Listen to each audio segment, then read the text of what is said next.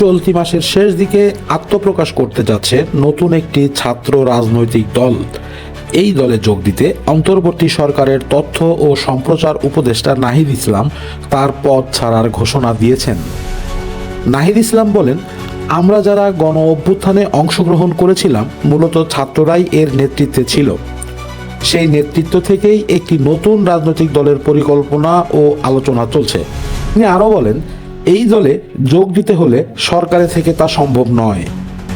যদি আমি এতে যুক্ত হতে চাই তবে অবশ্যই সরকার থেকে পদত্যাগ করব। নাহিদ ইসলাম মনে করেন, বর্তমান সরকারে একটি স্থিতিশীলতা এলেও প্রত্যাশা অনুযায়ী সবকিছু হয়নি। তার মতে এখন রাজনৈতিক দলের কাজই বেশি গুরুত্বপূর্ণ। তিনি বলেন, আমি ব্যক্তিগতভাবে মনে করি জনগণের সঙ্গে মাঠে কাজ করাটা বেশি জরুরি হলে সরকার ছাড়ব এবং সেই নতুন রাজনৈতিক দলে যুক্ত হব। নতুন রাজনৈতিক দলের ঘোষণা ও নিজের পদত্যাগের সময়সীমা নিয়ে তিনি বলেন, ঘোষণা অনুযায়ী এ মাসেই দল গঠন হবে। যদি তাই হয় তবে আমি এ মাসেই সরকার থেকে পদত্যাগ করব। কয়েকদিনের মধ্যেই চূড়ান্ত সিদ্ধান্ত সবাই জানতে পারবেন।